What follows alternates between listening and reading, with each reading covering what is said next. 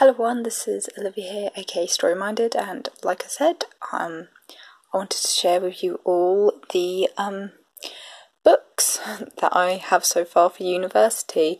Like I said, some are some of them I've downloaded as EPUB books, so I won't be able to show them, but I'll try my best to remember them all. So okay, let's get started.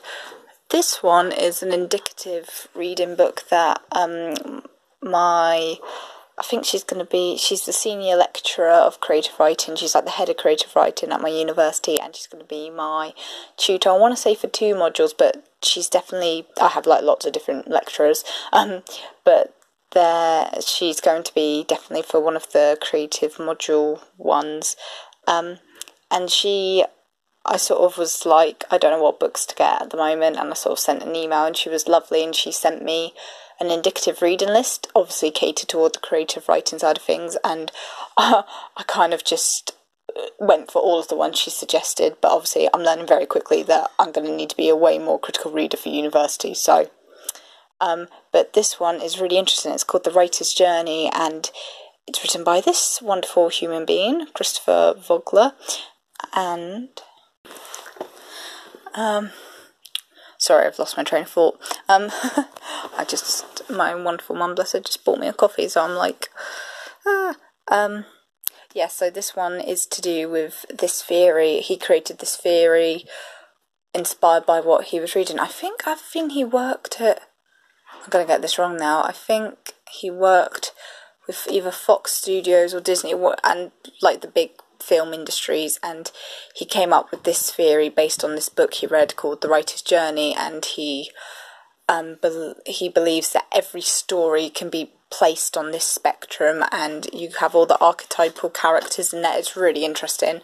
So as you can see, I've already started to read this one, and I want to read more of it soon, but that's just like an indicative one for one of the creative writing pieces. These 2 wonderful massive books here are actually indicative.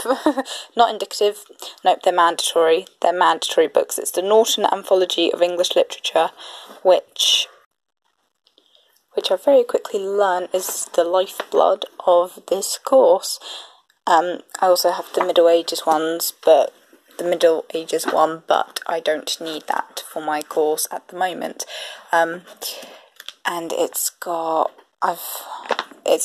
different extracts and texts that we're going to be using in the Renaissance to Romanticism module, and then on top of that I've got these, which are indicative books for that module.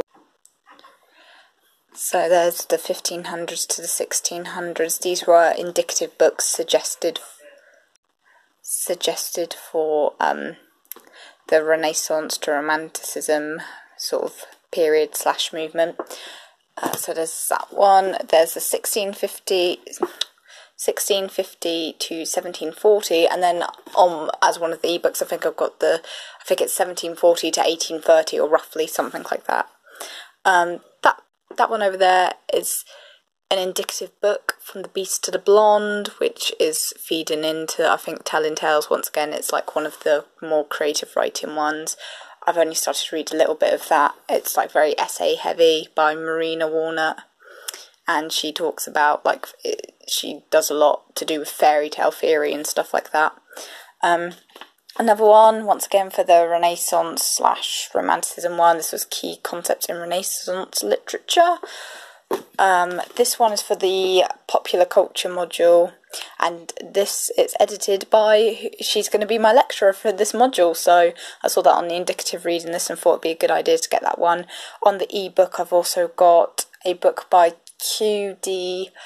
Levis, I think is how you pronounce her surname, and back in the 1920s, 30s, something like that, she wrote this, there's this book called The Reading Public, and that's sort of to do with popular culture and stuff like that. That was one of the indicative ones I've got. This bad boy is another Norton anthology, but it's the Theory Criticism, which is for unpacking texts.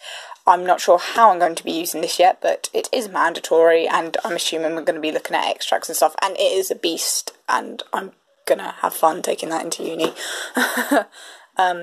The Dew of Malta, this is, I have a feeling this is a part of a Renaissance. So far, the main mandatory books are for the Renaissance and Romanticism module. It's going to be a really big module, like Daniel Defoe, Moll Flanders. This one is, I think this one is for Renaissance to Romanticism, or is it for no, it's for Renaissance to Romanticism.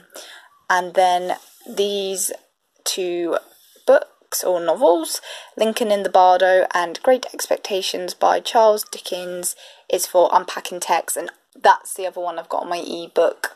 On my computer, I've got Death in Venice, which is the other one to go with these for unpacking texts.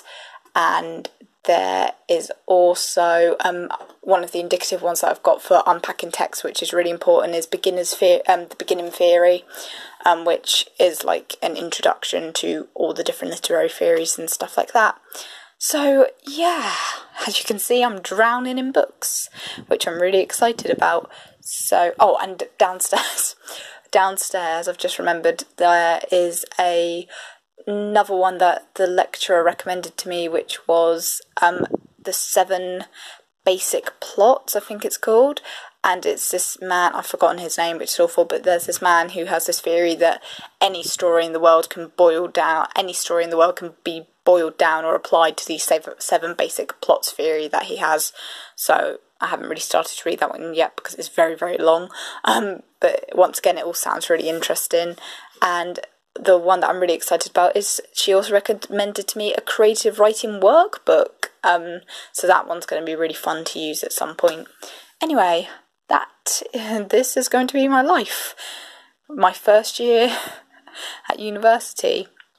I just wanted to share that with you because I'm going to put these on the shelf that we cleared last night. Anyway, if anyone's watched this, thank you, and I hope to make more uni-related videos soon. Bye!